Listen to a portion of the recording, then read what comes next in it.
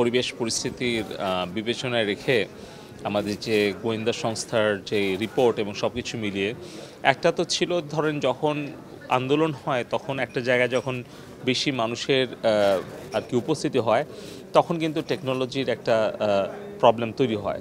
কিন্তু বর্তমানে আমরা খেয়াল করছি, যখন আমরা লক্ষ্য করলাম যে এই সোশ্যাল মিডিয়াটাকে প্ল্যাটফর্মটাকে ব্যবহার করে গুজব মিথ্যা অপপ্রচার করাটাকে একটা অস্ত্র হিসাবে বেছে নিয়েছে একটা গোষ্ঠী, এবং শুধু দেশের ভেতরে না দেশের বাইরে থেকে কিছু কন্টেন্ট বুস্ট করা হচ্ছে।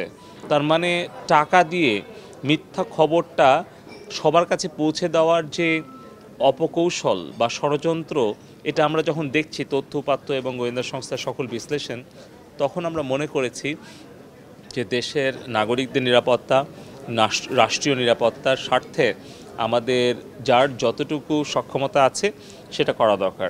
অর্ধেক পাউডারে দ্বিগুণ উজ্জ্বলতা, নতুন রিন অ্যাডভান্সড অর্ধেক পাউডারে দ্বিগুণ উজ্জ্বলতা।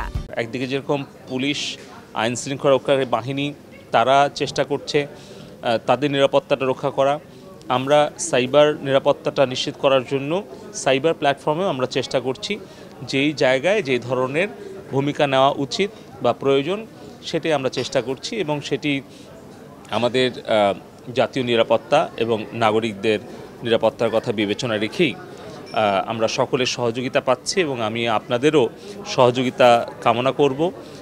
সাময়িক হয়তো কিছুটা আমাদের ক্ষতি হতে পারে বা সাময়িক কিছুটা একটু হয়তো আমাদের কষ্ট হতে পারে, কিন্তু আমি বিনয়ের সাথে সবাইকে অনুরোধ করব আপনারা সকলেই ধৈর্যের সাথে সরকারকে সহযোগিতা করবেন আমাদের সাইবার নিরাপত্তা নিশ্চিত করার জন্য।